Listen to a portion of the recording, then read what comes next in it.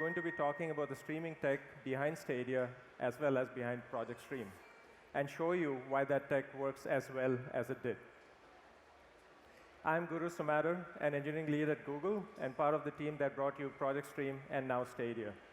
I came into cloud gaming almost by accident, an accident that I'm still to recover from 8 years and counting. I also spent a decade and a half building carrier-grade networking products. Hi, I'm Rob. I'm the tech lead on our streaming system, and my background is in network servers for the web and structured AI. I started working on cloud gaming in 2007 when a friend called me and said, dude, you got to see this. And a lot of people do that, but this time they were right. I took a 2-year detour in 2012 to improve the semantic understanding systems in Google Search. Hey, I'm Khaled. I've been a product manager at Google for about 5 years with a background in game development, most recently on Project Stream and now Stadia. So we are part of an internal sub-team that we call playability. It is a measure of the overall quality of gameplay as perceived by players. And there are many variables that affect playability. The game being played, the environment it is being played in, the controls, the display, and many more. Our team is focused on ensuring that the experience delivered by Stadia is consistent, enjoyable, and is exact in its delivery as that intended by the developer of a particular title.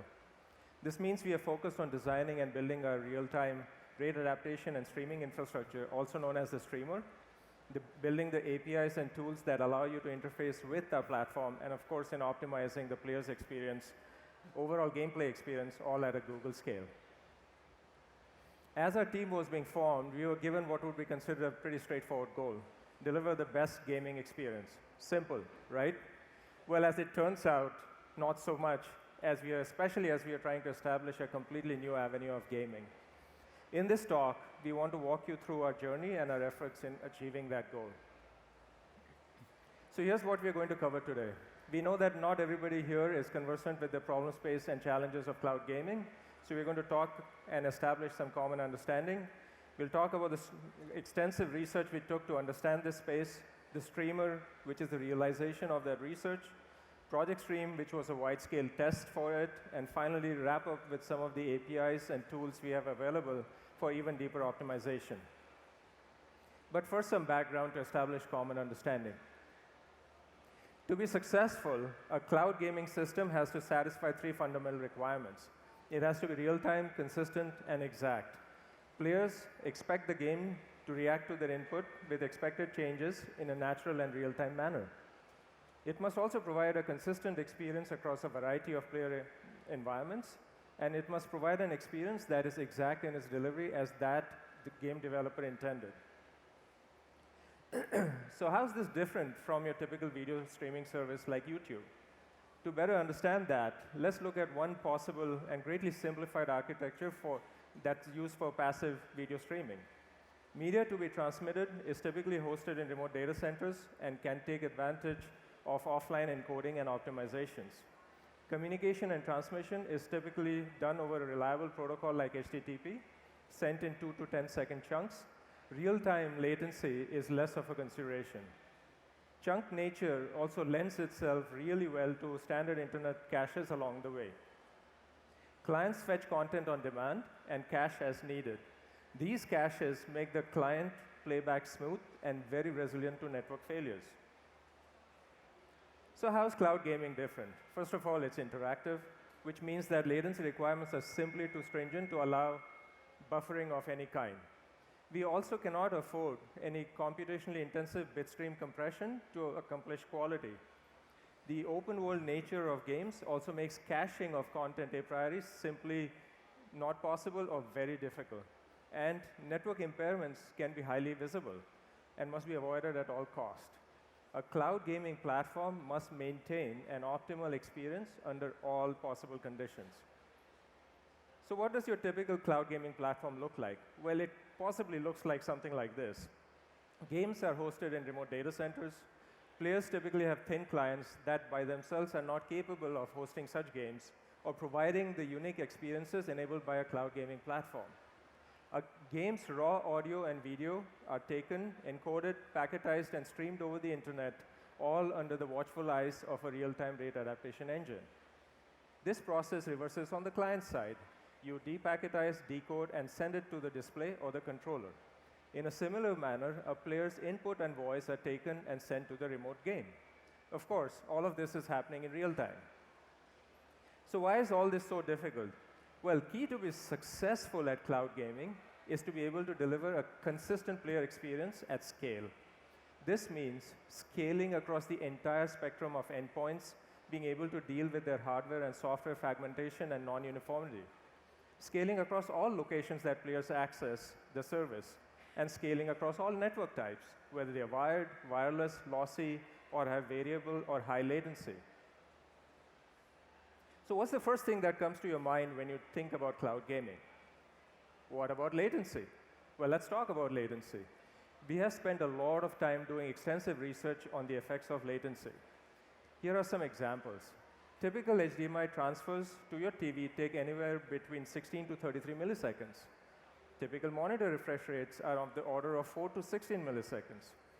USB ports for peripherals range from of the order of 8 milliseconds. Even in the USB polling case, gaming peripherals provide specialized hardware and software that try to mitigate this latency, but it is not zero.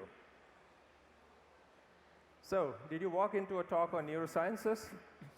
Nope, this is all about cloud gaming still. But here are some interesting findings from a neurosciences publication by S.J. Thorpe in 2001, characterizing the effects of a brain and nervous system. It takes at least 13 milliseconds for you to process visual stimuli. It takes anywhere between 70 to 180 milliseconds for your brain's command to reach your finger. Yes, even you have latency. And here is another example. All of you have seen lightning and heard thunder, but you know that light travels fast, and really fast, 186,000 miles per second. But did you know that we use that to our advantage? It takes less time for a packet from a math data center to reach you than it takes for your brain's command to reach your fingers. Mitigating the effects of latency is key. Our goal is to make it imperceptible to players. Visual fidelity is another challenge. Fundamentally, it's because we are trying to maintain a fine balance between quality and responsiveness, but in real time. To understand cloud gaming, you need to understand the impact of codecs, encoders, and decoders, and select them wisely. Codecs typically need a significant amount of implementation-specific optimizations to maintain both real-time quality and responsiveness. Encoders convert media based on the selected codec and the encode strategy, but they are inherently laggy, and they overshoot or undershoot by design to maintain optimal quality. And finally, decoders take this converted media and convert them back into a format consumable by playback devices. But this is challenging on many fronts. Decoder landscape is fragmented and non-uniform. Chipsets, driver compatibility and capability, and performance. Consistently dealing with this is key for scaling. So here's a practical example of how this plays out in real life. As you can see, the demands for a menu navigation where the game is running at much higher frame rate but not as visually rich is very different from a visually rich cinematic scene that is usually running at a low frame rate. Imagine you're flipping between your menu and this in a game, and imagine the encoder which needs to maintain consistent quality but able to deal with this in real time. And of course, networking is a challenge, right? You need to deal with network impairments, you need to deal with competing traffic, you need to deal with real time, and mitigate this in real time. For example, if your family starts watching YouTube, you need to be able to get your fair share of bandwidth. And unlike Dash players, we cannot take advantage of client-side buffers, and so loss concealment and mitigation is very tough, and you need to head this off. And if this was not enough, game playability adds a whole new dimension of complexity to this, affected by the game, the player, and of course the underlying network. As can be seen by a paper published by S. Wang and S. Day in 2009 on cloud gaming playability, the factors affecting it are both subjective and objective. Frame rate, resolution, bandwidth, delay, quality, smoothness all play into it. So now I'm going to hand it over to Khaled, who's going to walk you through the next phase of our journey, the foundational research that forms the basis of a cloud gaming platform. So with all the different factors affecting playability, we really wanted to understand gameplay experiences from a data-driven perspective. And while we did understand a lot about what makes for a good game or a good experience in general, we really wanted to dig deeper into the science of it all. We decided to start running tests across a wide variety of conditions for each of the factors identified as affecting playability. We utilized industry-accepted techniques based on MOS, or mean opinion score, as guidance for evaluation in these tests. And we used it as our subjective measure of quality of experience. In most of our studies, players had either a short-form or long-form play session, followed by a quick survey where they rated the experience on a 1 to 5 scale. And they were also able to give us free-form feedback when needed. And for each game we tested, we also did a baseline study in which we identified thresholds at which the game itself is considered good. The baseline studies always ran with the highest possible graphic settings at the highest possible frame rate. And in its most basic form, our goal was to deliver a better experience, but do so in a browser, even when the local machine we're comparing to is a $6,000 max spec PC. So we isolated our research into the factors that are relevant to our platform.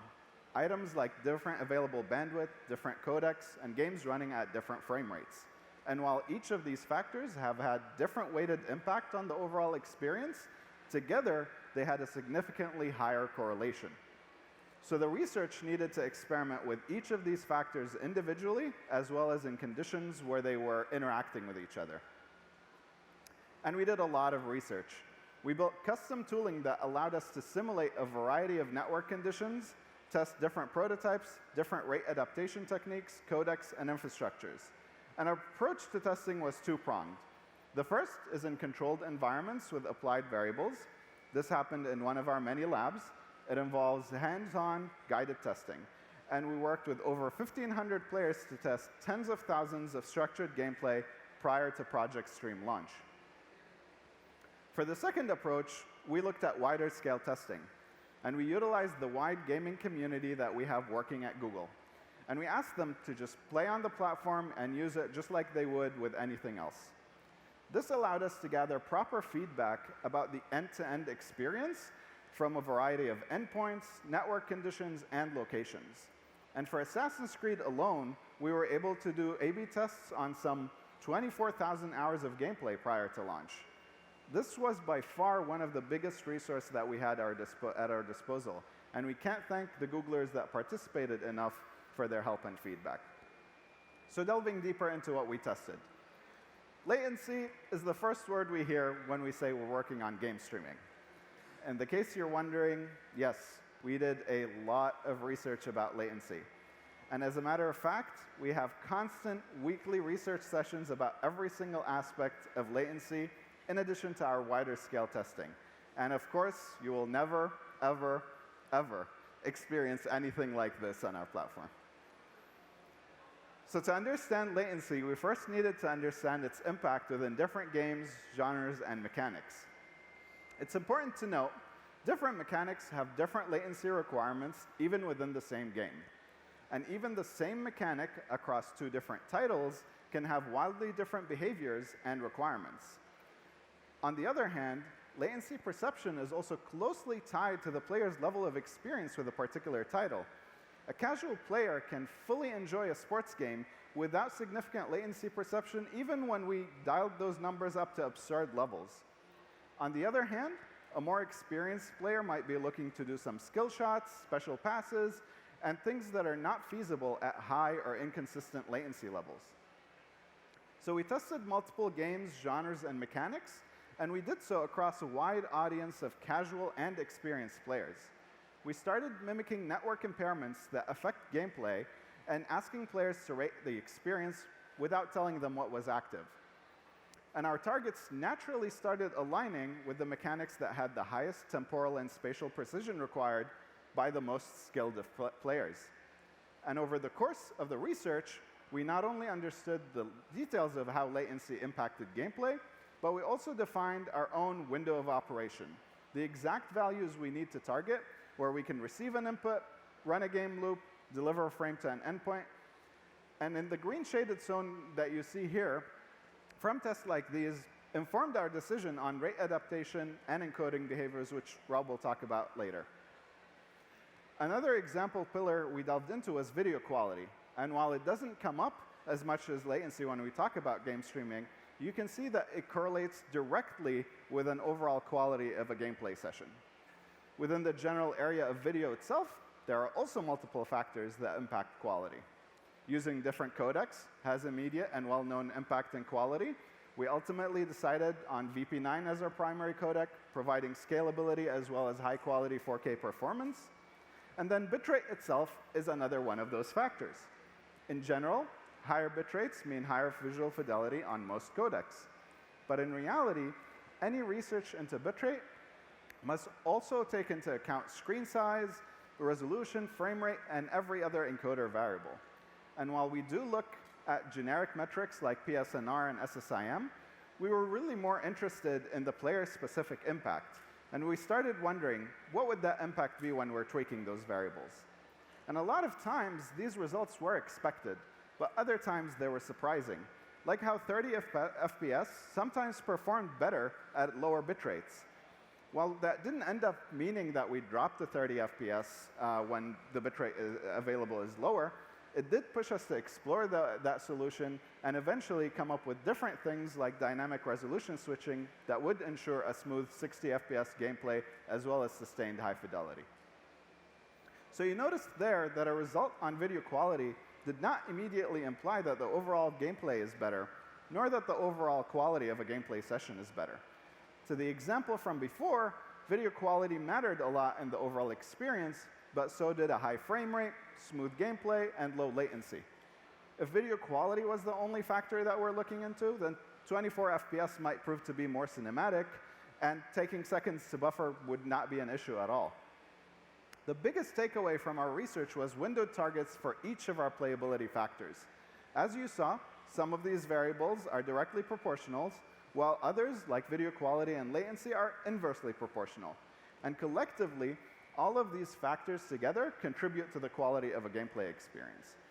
The challenge is to deliver an experience in which each factor stays within their defined window, a delicate balance that allows you to deliver a data-validated, excellent gaming experience to a player. Rob will be telling you about the streamer and how we achieved that balance.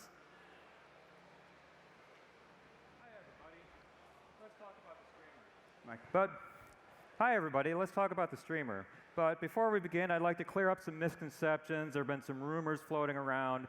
First thing is, we don't utilize quantum entanglement in the implementation of this system. There is no spooky action at a distance in Stadia yet. So that means that our latencies are strictly non-zero. Second, we have not yet found a way to channel tachyons through either copper or fiber conduits. Tachyons are, of course, for you sci-fi geeks, particles that move backwards in time. So our latencies are still strictly non-negative. Finally, we support many different network types, many open standards, but we do not support RFC 1149. Who's got 1149? You got your phones out, I can see it. Come on, somebody. IP over avian carriers, pigeons, geese, stuff like that. We tried it, huge mess. So facilities department still won't return my phone calls. It was an April Fool's joke, look it up, it's fun. Anyway, the streamer is a delivery engine that's purpose-built for game streaming. It's a program that runs alongside the game. It takes information from the client as well as from Google's content delivery network, and it makes real-time decisions about how to maximize quality while keeping latency imperceptible. It's built on open standards such as WebRTC and supports many platforms, including browsers, living room devices, and mobile phones. Today, I'm going to talk about rate adaptation for game streaming. We continually monitor and estimate current network conditions, such as bandwidth, packet loss, and delay, and we adapt the game's transmitted media stream accordingly in real time.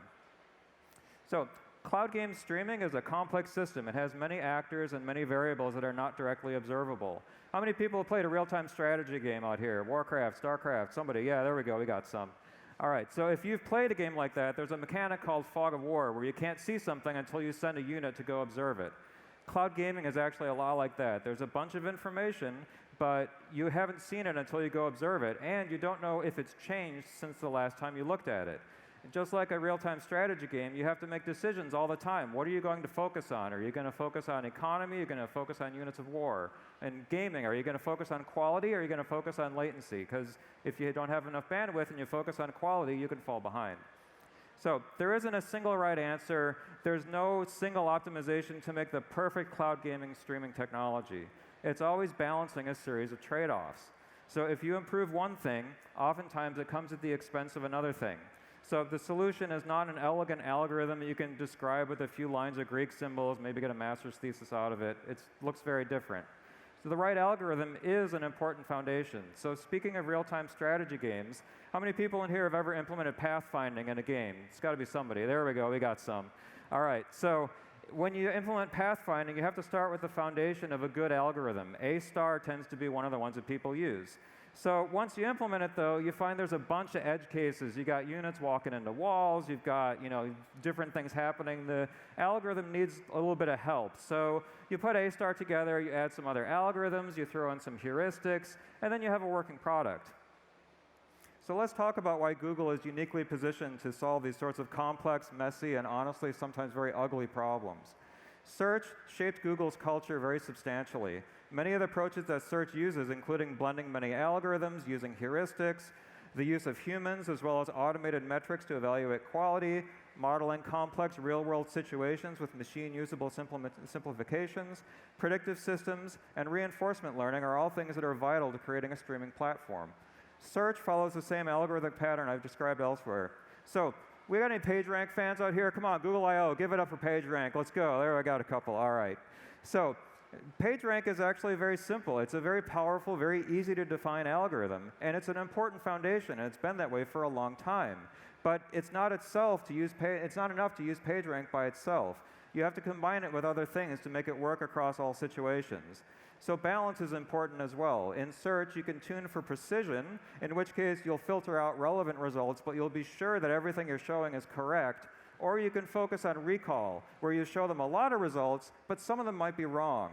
So just like pathfinding or cloud gaming, you have to balance. You have to go into the middle and find what you want your product to be. Search is the same way. Google has a lot of experience with this, and that's part of cloud gaming too. So how do we create a cloud gaming engine? So first, we have to choose an algorithm as a foundation. In a few minutes, I'll tell you about that. Next, we have to balance. So one of the important balancing acts is latency versus quality. What Guru likes to say is that if all you care about is quality, you can do that. Just stream 1 frame per second. Your latency will be horrific, but it's going to look good. If all you care about is latency, just stream at 2 megabits all the time. Quality is going to be horrendous, but man, it'll be real responsive. So we have to find some middle ground, and that's the balancing act. We have to use incomplete and noisy signals, determine what's happening, and then make a choice for what to do based on that information. But you don't always have to take away from one thing you want to increase another thing. Technology improvements are a rising tide that lift all boats. If you consider the improvements like a new video codec such as AV1, then with this codec you can achieve better quality for the same bit rates, and that improves the experience across the board. So here's a basic overview of how video encoders work and what different types of video frames there are. In order to use the lowest number of bits, a video encoder will first send a frame that has everything in it. And then after that, it will send only what's changed. These full frames are called iframes, and they're like the JPEG images that your digital camera or your phone can produce. They're very large, so after that, encoders produce frames that contain only differences from the frames before them. Those are called p-frames, and you can continue to display the video as long as you don't lose any of those p-frames. If you lose one, you have to send an iframe to start decoding again. There's another type of frame called a b-frame, which can't be decoded until some frame in the future arrives, and using those would increase our latency to perceptible levels, and so we can't use those. So encoders actually have a really hard job to do. So as an example, imagine you're in the menu in the game, and then you choose the action to start the game, and then you press the button and the whole screen explodes, and there's like glass shards, and there's like fire and explosions, and maybe there's like an epic guitar chord going brah. Well, okay, that's not important to this discussion. But those videos are called scene cuts. And the encoder has to produce a steady stream regardless of whether the stream changed a little or it changed a lot. And so, in order to preserve consistent visual quality, the encoder is allowed to produce frames that are sometimes larger and sometimes smaller. Tuning the behavior is extremely important for cloud gaming. So many encoders also include powerful, computationally expensive, and very slow pre-analysis steps that try to figure out the best encoding strategy.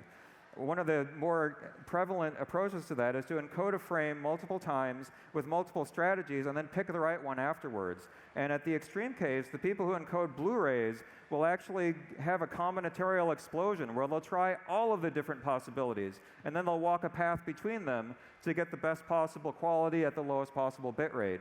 So they have weeks to do that. By comparison, we have a handful of milliseconds. So we have to be really, really careful about the types of analysis that we enable and which things that we don't. So here's my simplified overview of how a network actually fits together. There are many hops between an edge data center and a player. Our data centers have to be on the edge of the network as close as possible to the players because, as Guru mentioned, speed of light does factor into our latency calculations. The network consists of a heterogeneous set of interconnected devices. Each of these devices has their own characteristics and their own buffering strategies. The connections between each of these components each have a capacity that's measured in bits per second, and they span a physical distance, which introduces a minimum latency. Each device also typically has a buffer attached to it in order to absorb packets that can't yet be sent because the link speed is too slow. Some of these buffers are shallow, such as the ones in data centers, and some are deep. The deep ones led to a term that was popular a little while back of a phenomenon called buffer bloat. When these buffers fill, that's congestion because packets are waiting in buffers and not being sent, so you get latency. If these buffers overflow, then packets are lost and they have to be retransmitted.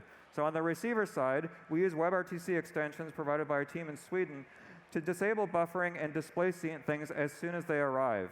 For our application, controlling congestion to keep the buffering as low as possible is vital. We'll see in the following slides a couple of strategies for doing this. So here's one of the more prevalent congestion control schemes on the internet today. It's called Cubic. It's actually very old, but it's very prevalent because it works very well. There are some complexities to the way it operates, but for the purposes of this discussion, the way it operates is that it keeps increasing the transmission rate until it causes packet loss. When it sees that, it dials back its rate a little bit and then chooses that as its steady state. So it's kind of like a bull in the china shop that way. Many video streaming sites let you still use TCP with a cubic congestion control algorithm. But if we use this for cloud gaming, it would be catastrophic because every time we cause packet loss, the player would experience a frozen frame until we could restore picture, and that would take hundreds of milliseconds. Cubic is a relatively old algorithm, but it's obviously a good one for its purposes since it's still in use. In the next slide, we'll see something more appropriate. So let's turn the clock way back to the 1980s. I was still playing with G.I. Joe. I was like saving the world from Cobra.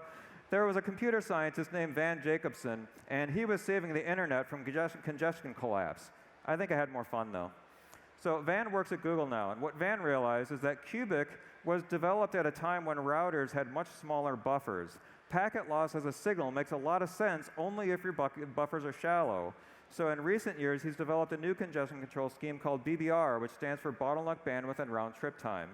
BBR works by using delay as a signal instead of packet loss. So you first transmit below the speed of the slowest link in the chain, called the bottleneck bandwidth, and then you keep transmitting higher and higher bit rates until the RTT increases. Now you know that you've started filling a buffer and you've reached the bottleneck bandwidth. You choose that as your steady state transmission, and you keep the latency low while utilizing the bandwidth, the link as best as you can. So this is actually very close to what we need. BBR balances right at the edge of inducing buffering, but not beyond. So we get the best possible bit rate while keeping the latency imperceptible. So let's look at a traditional streaming media system that Khaled and Guru mentioned called DASH, Dynamic Adaptive Streaming over HTTP. DASH is a very resilient, very versatile, very widespread technology. It's agnostic to latency increases. It's stable in many different adverse situations, such as network migration from Wi-Fi to cellular. And it splits the video and audio into a set of chunks, usually timed at intervals of 5 to 10 seconds. Each of these chunks is transmitted in a burst at the maximum line speed. So that means that even if your video is only encoded at 10 megabits, it'll send bursts of 150, 150, 150 if your line supports a speed like that.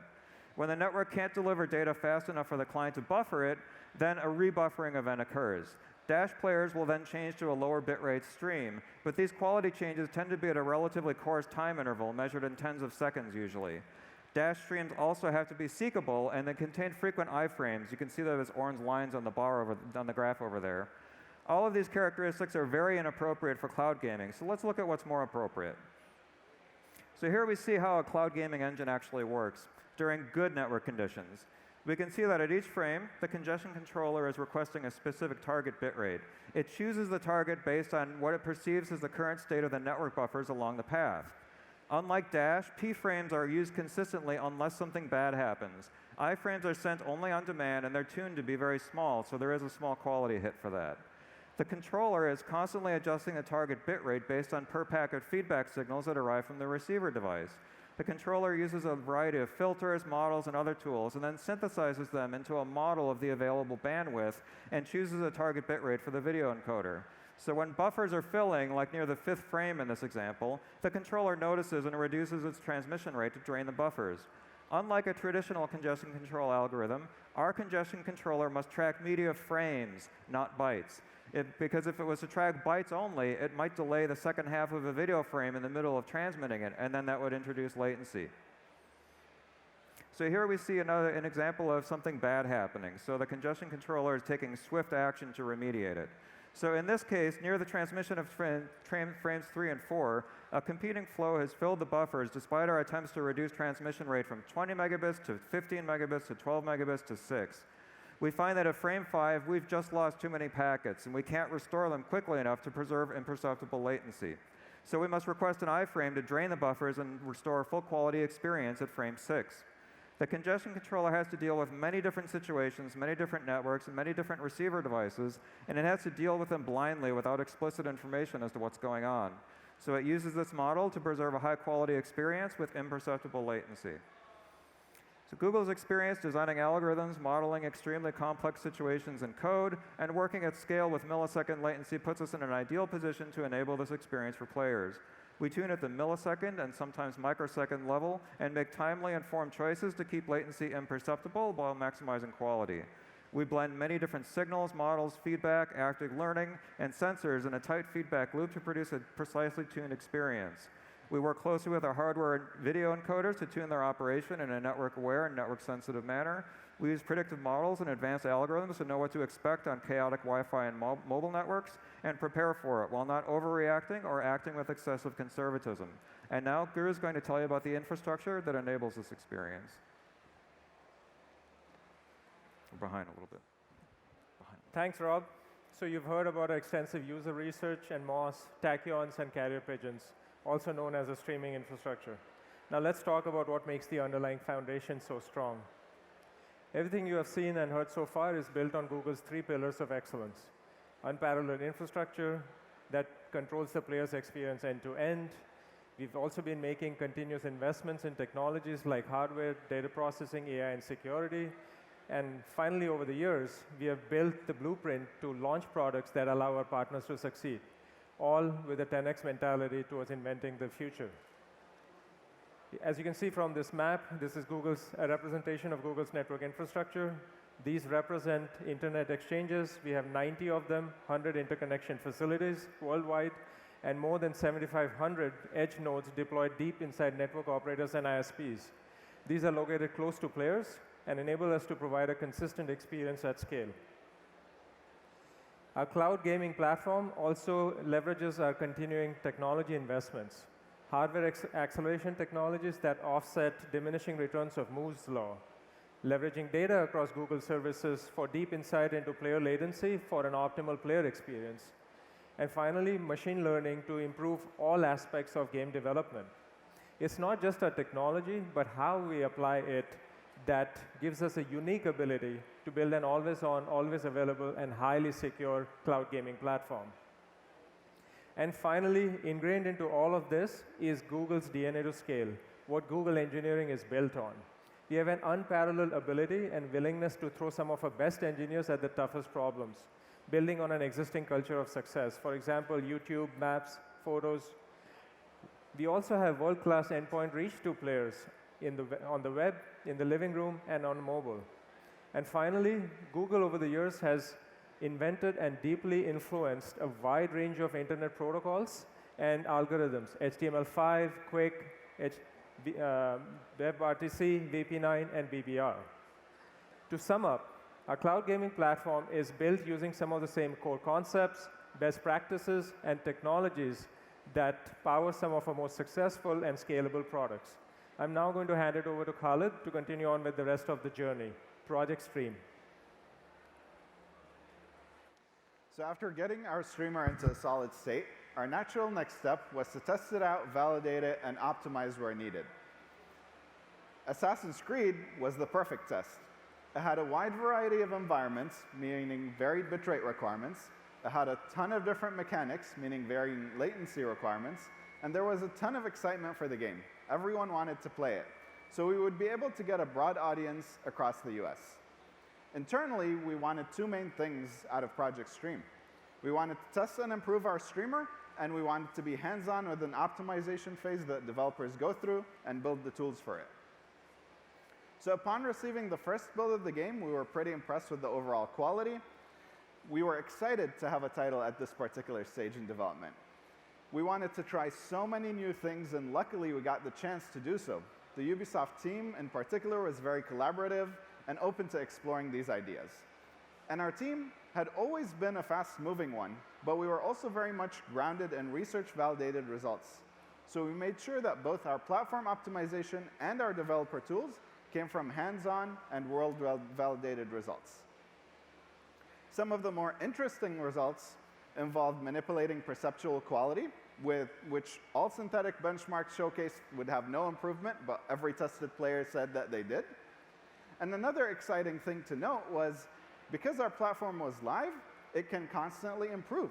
So we were able to do A/B tests not just before we launched, but also after we launched. And eventually, we improved the visual fidelity while the game was live, meaning that players one day logged in to play their game, and their experience was just better, without the need for any updates or any disruption of the service. We ended up with really good results and an overwhelming response. But in reality, what we were excited about most was what we were able to achieve and how the Project Stream is now allowing us to scale to the platform you now know as Stadia. Through Project Stream, we were able to learn and eventually improve our streamer, now capable of higher quality at lower bit rates, faster network adaptability, 4K, HDR, and surround sound, amongst other things. On the other hand, we expanded our tools to include the playability toolkit for optimization. I'm going to give you a quick overview of some of these tools. So we did make sure that our platform provides an excellent experience as is. But a natural extension was to provide tooling for developers that wanted a bit more of a deeper optimization or customization on the platform. At the center of our tools is our test client. From a developer portal, you're able to launch any build of your game, and you can immediately access a wide variety of tools directly through the UI. Some of the tools here include network emulation, where you can try different network impairments yourself, like different DSL and Wi-Fi models, and see the behavior under different network conditions. Another utility available is a quick capture tool, allowing you to record video of a rendered, encoded, and a decoded frame at the same time. This allows you to debug the entire video pipeline in one click. So quickly going over some of our APIs, the Stream Profile APIs allows you to set encoder preferences for your title. This aligns directly with what we noticed while launching Project Stream. Assassin's Creed really relied heavily on encode utilization. And we've made 3 profiles available so far with the intent to provide more in the future, including custom profiles with full encoder settings exposed. The Media Stream API gives you direct access to all relevant values from the stream in real time, things like current resolution, RTT, and more. This can be used to dynamically adjust behavior or mechanics as needed. The Stream Capabilities API sends a signal about the particular endpoint being used and all of its relevant capabilities. This allows for some amazing Play Anywhere experiences, where you can seamlessly move between a less capable device and a full setup that has HDR and surround sound. Within the same session, the game would be able to auto-detect it, switch these modes on a suspend, and resume. The Frame Token API, on the other hand, allows you to associate a delivered frame with a particular input, allowing for easier compensation mechanics, similar to what you might be used to from traditional multiplayer games. So these were just a few of the many, many APIs and tools we provide as part of this toolkit. We've been working for years to make sure our streamer has unparalleled performance, able to provide excellent experiences for players at scale. We've also made sure that a lot of these tools are at your disposal, allowing you to take full advantage of our platform and deliver your true vision for your game. We're so excited for you to join us in this new era for gaming. Please apply to be a developer today at stadia.dev.